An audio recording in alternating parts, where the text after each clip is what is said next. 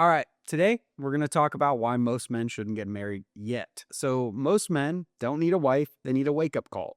Most men are looking for a gal to step in and be their mom, not be their wife. And guys, you cannot go into a marriage looking for a mom. You can't just look for a girl that's going to do your dishes, clean up your laundry, pay your bills, bring you a sippy cup while you play video games. This is not a way to be respected in marriage. It is an epidemic in the male masculinity manhood space right now that there's a bunch of guys that are at home playing video games, and when they're not playing video games they're watching porn, and when they're not watching porn their mom brought them dinner. So this is, you cannot go from video games, porn, and your mom's basement to marriage, or you will go into marriage and your wife will help you do the exact same thing, because there are a bunch of gals out there that are looking for a little brother or a son to marry. And it is very unhealthy. It's because feminism doesn't like strong men. So there's a lie being told to the women. Let's not marry a strong man. Let's marry a guy that can be treated like a pet and keep him in the back seat. We're not going to talk about feminism today. We're going to talk about masculinity. So the masculinity problem is guys aren't respectable. Guys aren't leaders. Guys are pacifying themselves, watching porn, pacifying themselves, playing video games, and pacifying themselves, letting their parents pay all their bills. So guys, we got to wake up. We need to stop playing video games. We need to stop watching porn, and we need to get out of our parents' house. The Bible says a man leaves his father and mother, then joins to his wife and becomes one flesh. Then is very important. So you got to leave father and mother. You got to get out on your own. You got to start paying your bills, because a bunch of things happen once you get out on your own. You realize, oh crap, the electricity doesn't work unless I sign up with the electrical company. Oh, I have to buy new clothes if I don't wash my clothes, or everyone thinks I stink and nobody wants to be my friend anymore. Oh, if I don't pack lunch, I got to pay for Uber Eats or I starve. And if I pay for Uber Eats, I don't have any money left at the end of the week. This is so weird. There's a bunch of natural consequences that a young man needs to work through. That parents, they're well-meaning, they're kind, but they're robbing young men of having to deal with all these things. That when you get married, you're the man. You are the guy. There's no one else coming. Nobody else is going to figure out your electricity for you.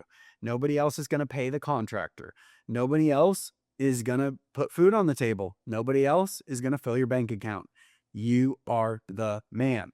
So if we let our parents do it for us and then we jump into marriage, we're not the best man we could be. So what I would encourage men is, before you get married, you need to move out on your own. You need to make your life harder than your parents think it should be, because parents are trying to remove pain from their kids. It's well-meaning, it's loving, it's kind. My parents, they were a little cruel to me. When I look back, I don't fully understand it. But when I was like 13, 14, they stopped paying my bills. They said, hey, if you want a car, you can buy a car. If you want a phone, you can pay for a phone, but we're not helping you with those things. And they did for my siblings.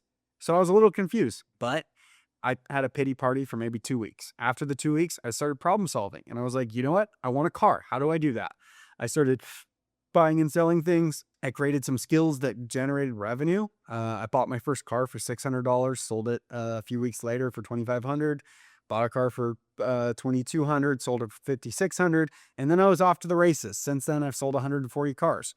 I didn't start an hourly job. I started flipping cars, and it was a huge lesson I learned, and if a skill that I've been able to carry all the way through my adult life. But it's because my parents were a little cruel to me. They didn't take all the pain away from me. So I am very grateful they did that. But most parents aren't doing that to their kids. So sometimes as young men, we need to do that to ourselves. We need to get out on our own and figure out what it's like to pay our own bills, what it's like to get our own groceries, what it's like to do our own laundry, what it's like to clean the dishes.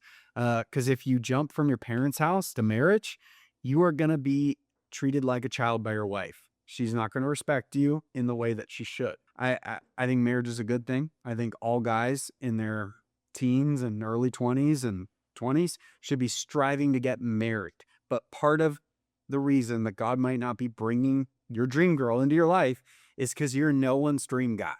You need to do the thing. You need to be respectable, so that a girl can come along and be like, wow, look at him.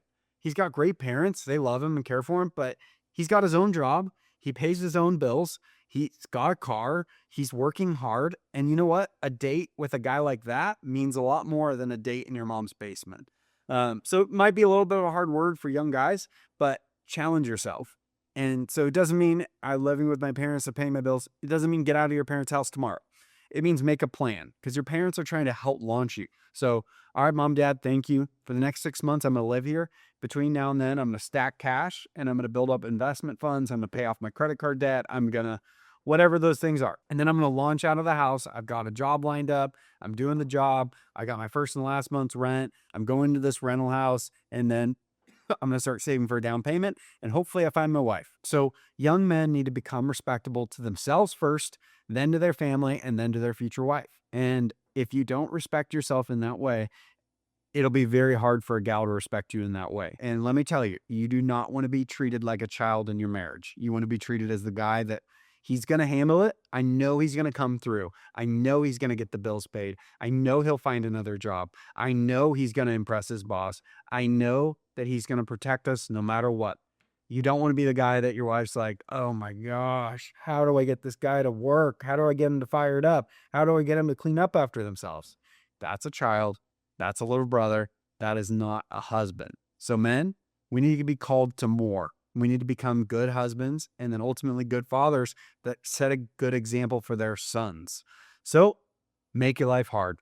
That's my biggest piece of advice. Make your life harder than it needs to be so that you become a man that can deal with life when it gets hard because it's going to be harder than you think it should be.